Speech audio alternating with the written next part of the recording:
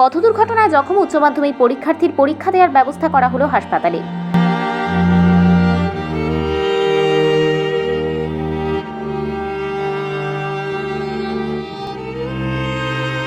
সে exam দিতে গিয়ে পথে আর কি ইনজার্ড হয়, একটা অ্যাক্সিডেন্ট হয়। আর তারপর সেখান থেকে তাকে চাকুলিয়া হসপিটালে নিয়ে আসা হয়। বুধবার বন্ধুর সঙ্গে বাইকে চেপে কানকি শ্রী জৈন বিদ্যামন্দিরে পরীক্ষা দিতে আসছিল সুমিত বিশ্বাস ও তার এক বন্ধু।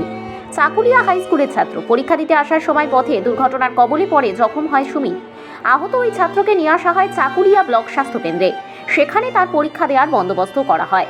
অন্যদিকে শারীরিক অসুস্থতার দরুন চাকুলিয়া হাই স্কুলের এক ছাত্রীও পরীক্ষা দিচ্ছে হাসপাতালে। লক্ষ্মী মহালদার নামে ওই ছাত্রীর পরীক্ষা কেন্দ্র পড়েছে মনোয়ারা হাই স্কুলে। তারও এদিন চাকুলিয়া ব্লক স্বাস্থ্য কেন্দ্রে পরীক্ষা দেওয়ার ব্যবস্থা করা হয়।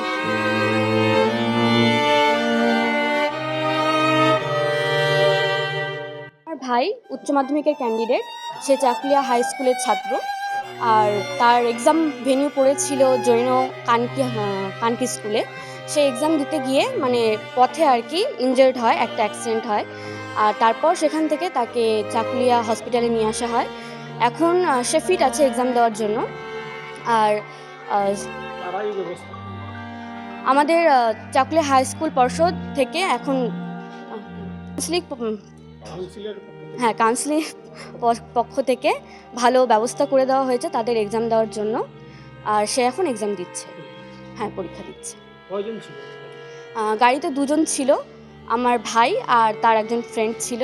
তারা দুজনেই এক্সাম দিতে যাচ্ছিল।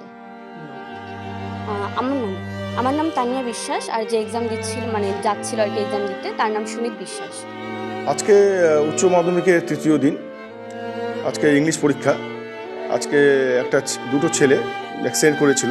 একটা ছেলে মোটামুটি সুস্থই আছে, ও ভেন্যুতে গেছে পরীক্ষা দিতে।